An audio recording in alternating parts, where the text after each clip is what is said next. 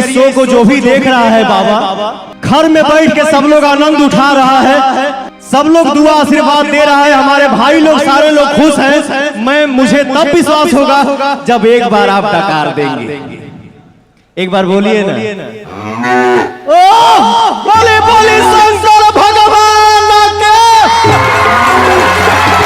अरे पवन मंडल भी गावे सारी रतिया के, पवन मंडल भी गावे सारी रतिया के।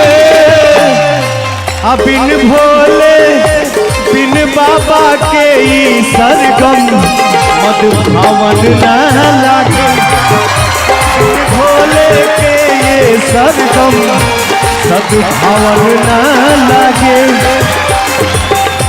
इधर आइए ना, इधर आइए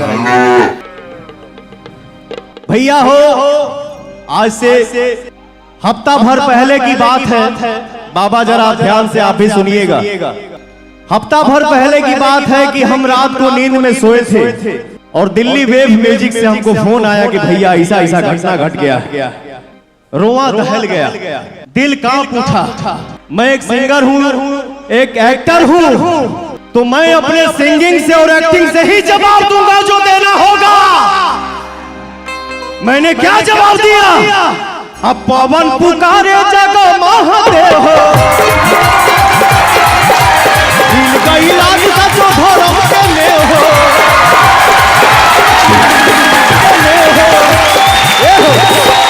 अब कैसे होई बाबा, हरे अब कैसे होई बाबा तोहरो पूजाइया। कंवरियन के काट दिहले ढाके कसाइया, कंवरियन के काट दिहले ढाके कसाइया।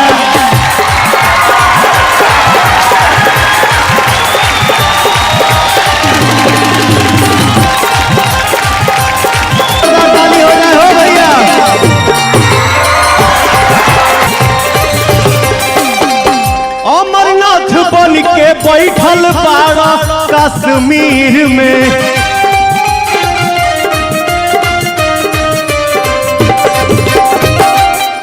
पवनवा ओहिजा बोलल बा कि पीठ पर छुरा मरले बड़े पर गर्मी हम झाड़ दे। धर्म के नाम पर आग लगाने वाला तोड़ खूंटा उखाड़ दे।